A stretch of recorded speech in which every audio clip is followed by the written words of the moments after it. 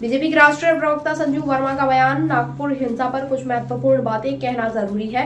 सबसे पहली बात, एक पुराना गिरोह जिसे मैं खान मार्केट टैग गैंग कहती हूँ, जो वामपंथी उदारवादी गुट भी है, यह विहिप और बजरंग दल को दोष देने की कोशिश कर रहा है। विहिप और बजरंग दल का नागपुर में हुई हिंसा और दोनों से कोई लेना देना नहीं है। On the Nagpur violence, there are a few things that need to be mentioned. First and foremost, there's an entire cabal. I call them the Khan Market Gang. They are also the left liberal cabal or the Lutyens Lashkar cabal, which is trying to blame the VHP and the Bajrang Dal. The VHP and the Bajrang Dal have nothing to do with the violence and the riots in Nagpur. The key accused is a man called Fahim Khan, who has been charged with sedition and has been arrested. The Nagpur police has done a splendid job. The other important thing that needs to be mentioned here is that the modus operandi is the same. The dramatis personae are the same. It is only the location which changes. Right from the Calcutta killings of 1946, the Nelly massacre of 1983, the Hashimpura riots of 1987, the Bhagalpur riots of 1989, the Aligarh riots of 2006, the Dhule riots of 2008, the Deganga riots in North 24 Parganas in West Bengal in 2010, the Bharatpur riots in 2011, or the Kokrajhar riots in 2012, the Azad Maidan riots again in Mumbai in 2012, or for that matter the Muzaffarnagar riots in 2013. The template is the same. The oppressor, the perpetrator, the culprits are radical Islamists. It's high time we name them, shame them, and call out the bluff of radical Islamist terror. The moment one starts talking about radical Islamist terror, you will see that there is a certain bunch which tries to draw a false equivalence, saying, oh, you need to blame radical Islamists, but you also need to blame Hindutva goons. Tell me honestly, Gustakhe Rasool ki ek hi saza sartan se juda. This was the slogan that was chanted before Kanhaiya Lal was beheaded in ISIS style. Ditto happened to Umesh Kole. You will never see anybody who is a true devout Hindu chanting Gustakhe Rasool slogans and beheading people in ISIS style. So to talk about Hindutva goons and radical Islamist terror in the same breath is a sham.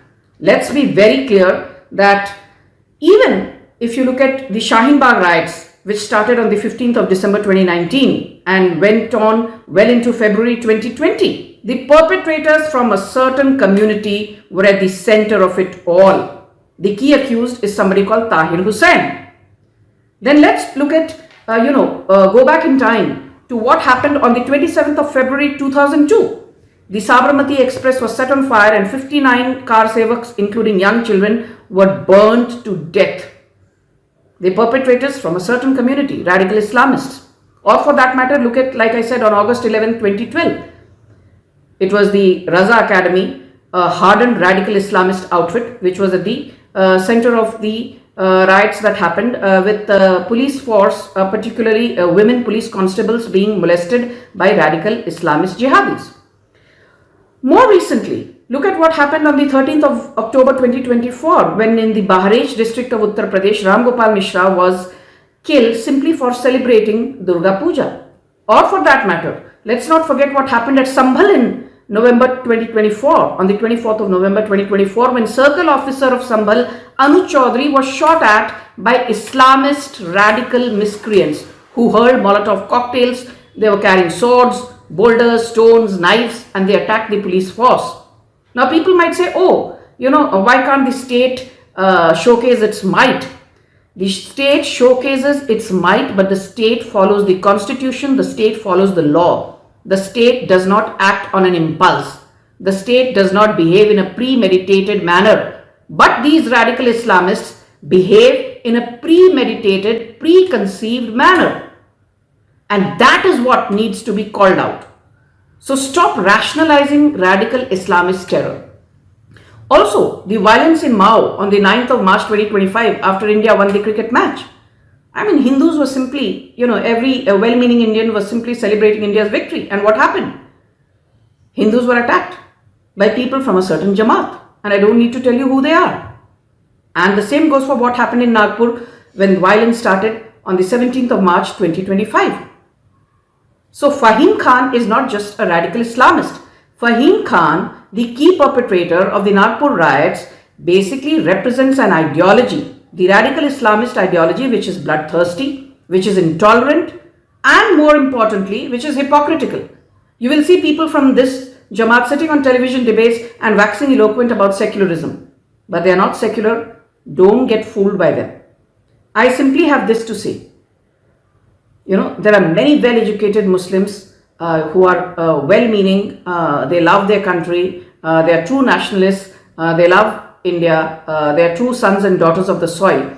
But it is high time we segregate well-meaning Muslims from radicalized Islamist elements. And these radical Islamist elements, symbolized by the likes of PFI, by the likes of Tahir Hussain, by the likes of Umar Khalid, by the likes of Fahim Khan, by the likes of,